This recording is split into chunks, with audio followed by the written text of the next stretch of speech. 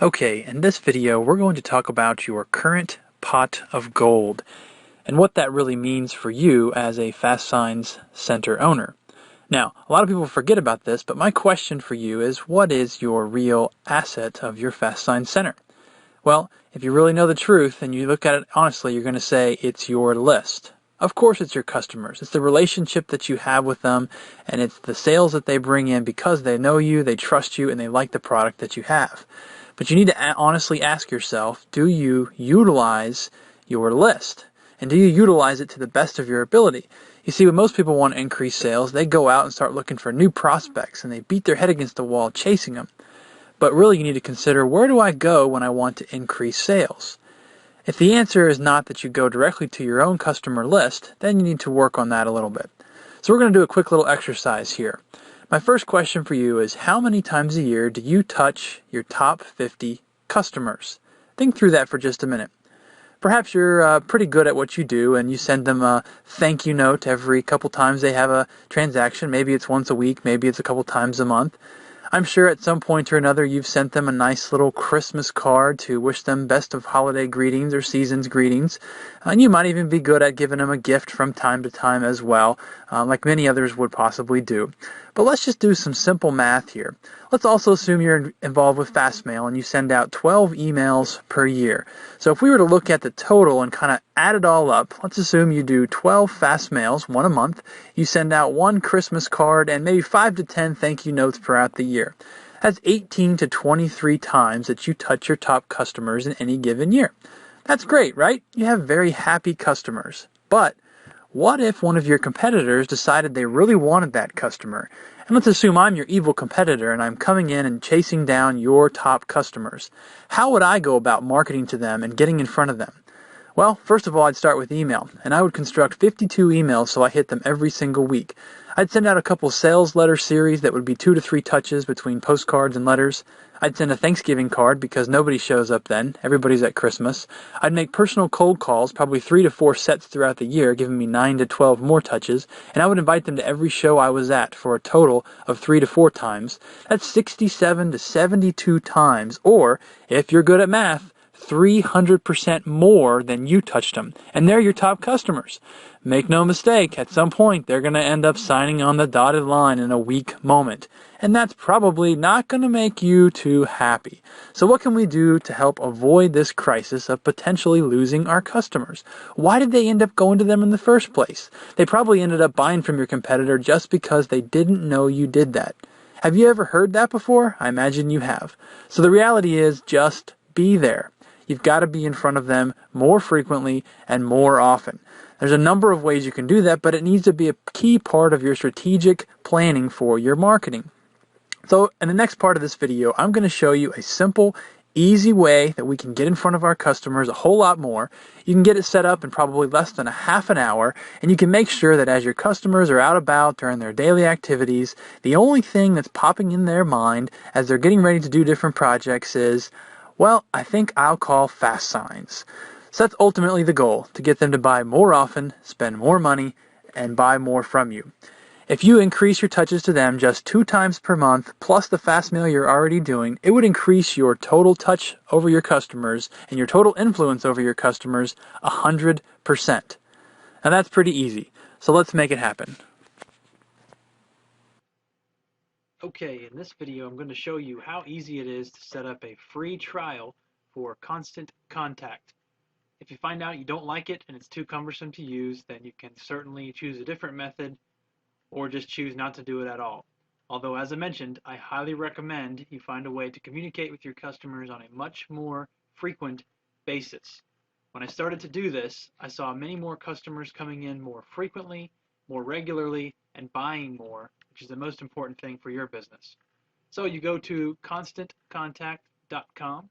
We're going to go to Get Started. Don't worry, you don't need your credit card. Once you click on the Get Started button, there's going to be a very quick form that it asks you to fill out to get yourself set up. So we're going to go ahead and fill in that information.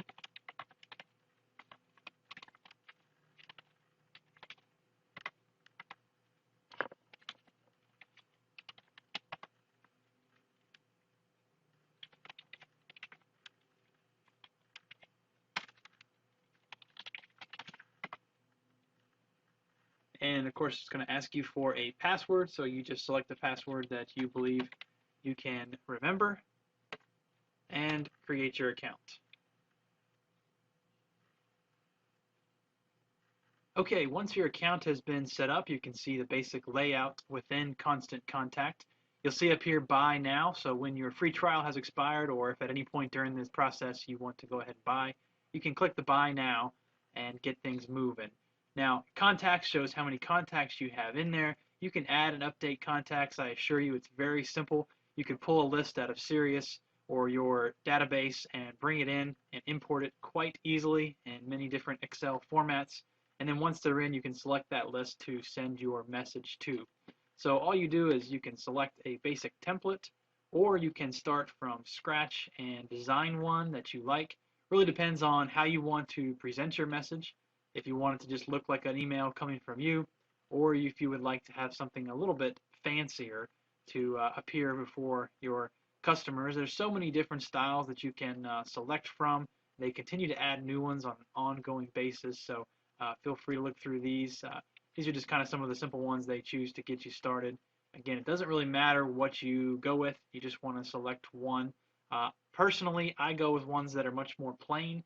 I try to make it look like a basic email coming from me, but you can make it a little bit nicer. Again, it's very intuitive, easy to drag and drop the information into the emails. And the key really is that you are continuing to educate your customers and really give them value, as opposed to just constantly sending them messages about your product, your service, you, as opposed to flipping it around to them, and making them want more of you, more of what you have to offer, and more of the different possibilities that are out there. So as you can see, this is one of the templates. Very simple to go in. You can change this image by clicking on the options up here, correcting it. Obviously, you can put in your logo here as opposed to the generic one. And begin typing in the information that you would like here. So many different options as to how you can do that and ways to get it all set up. Okay, I went ahead and set up just a real basic email to show you how this might possibly look. I'll tell you, I went under the create, and then I went under the template section, and there was one down kind of in this area on the template page that said basic, and I just chose a basic email that had to make it look almost like it's coming directly from me. So you can see I gave it a catchy name, Signs of Your World, something to play on the effect of signs. Also just gave a quick little intro paragraph here. Thanks for your business. We're thankful that you're a customer. I want to send you a series of emails that are helpful in business. It's okay to opt out. One thing you need to accept is people may not want your emails, and that's okay. You don't want to bother them. But for those that are loyal customers and they do want to get some emails from you and find value in it, don't be upset if they opt out, and give them the option to opt out, as I did here, and said, feel free to opt out. It won't hurt my feelings. Truly hope you find value in the articles, and thanks for reading. So there's kind of my intro. Then everybody wonders about content. So the next step, I'm going to show you the secret to finding content that works and is free and available for you. So I plugged in my contact here. Again, it was quite simple to get in, plug it in the right way. Had a little PS. One commonly unknown thing is that everybody reads the PS first. So, hey, don't forget, we're more than fast, more than signs. Love to have a conversation about visual challenges. And then you're welcome to make an offer. Again, you can pretty this up a whole lot more, spend as much or as little time as you like. When I first started doing this, I did not spend a whole lot of time and found tremendous results. Okay, so now on to content. You're probably wondering, where would I get a nice article like this that's clean? And if you were to read this article, it does tie in exactly with what we're talking about, building that relationship. So the key here is to go to a website called ezines.articles.com. That's ezines.articles.com. And what it is authors, business people, anyone who writes articles can submit them to this, and they are free. Then you can select the category you want. You may not even want to do business. You may want to do it on different fun things you're involved with, from sports to hobbies or things that your kids like to do. I chose business just to keep it simple. It brings a generic thing, and then over on your right side here, you're going to see all these different categories. So you want to select one that maybe you're interested in or that you think your customers might be interested in. So I chose customer service, obviously an important part. And then you can read the headlines and try and find them one that works for you. So I kept going through, and this one caught my attention. A guarantee might earn customer satisfaction, but you need more than that to gain customer loyalty. So I clicked on it, took a look at it, read through the whole article. It really made sense to me. All I did was a simple copy all the way down to the bottom, to her call to action and the information about the author. Copied that, came back over here to my section, and I clicked on here. You do want to click on options, and it's going to give you how to paste. You're going to want to make sure you paste with styles. That way it brings everything in clean. You don't have to do a lot of cleanup. Then all I did was hit paste, and I was done. And I had this nice looking article dropped right in the middle of the email, and it was now ready to be sent with a valuable article, a PS at the bottom, and an offer to your customers. Okay, now that you have your email created, the next step is to get it out to your list. So really you'll just hit continue. Obviously it's saying you saved successfully, but some things were missing. So it's going to tell you if you have issues that are there or things that need to be done to correct that.